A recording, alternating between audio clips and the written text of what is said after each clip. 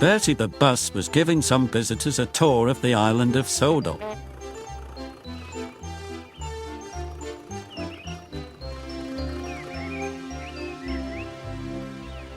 It was their last afternoon, and Edward was preparing to take them to meet Bill and Ben. He found it hard to start the heavy train. "Did you see him straining?" asked Henry. "Positively painful," remarked James. "Just pathetic," grunted Gordon. "He should give up and be preserved before it's too late." "Shut up," burst out Duck. "You're all jealous. Edward's better than any of you."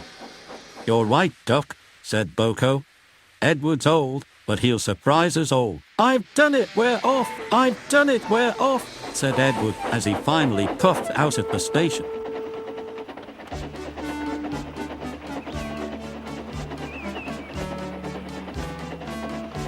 Bill and Ben were delighted to see the visitors. They loved being photographed.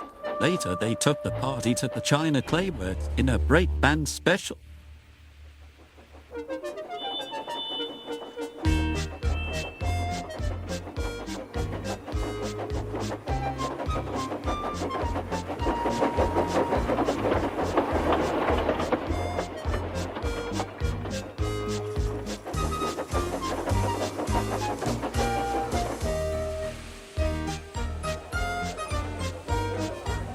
Everyone had a splendid time, and the visitors were most impressed.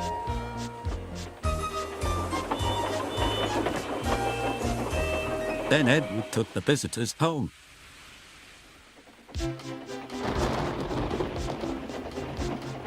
On the way, the weather changed.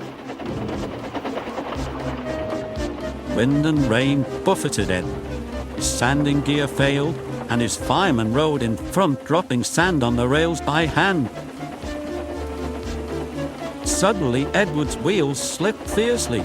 With a shrieking crack, something broke. The crew inspected the damage. Repairs took some time.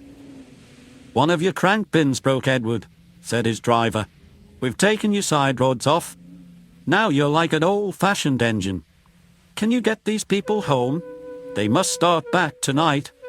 "I'll try, sir," promised Edward. Edward puffed and pulled his hardest, but his wheels kept slipping and he could not start the heavy train. The passengers were anxious. Driver, fireman and guard went along the train, making adjustments between the coaches. "We've loosened the couplings, Edward. Now you can pick your coaches up one by one, just as you do with trucks." "That will be much easier," said Edward. "Come on," he puffed, and moved cautiously forward. The first coach moving helped to start the second, and the second helped the third.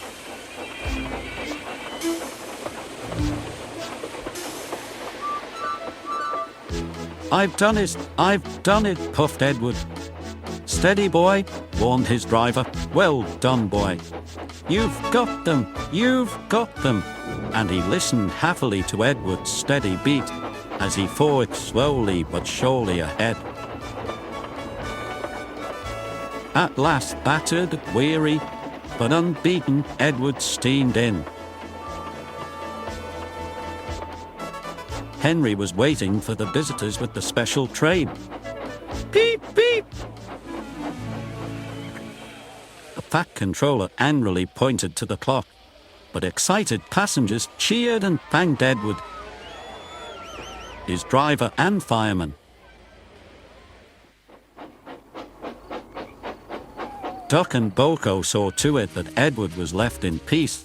Gordon and James remained respectfully silent.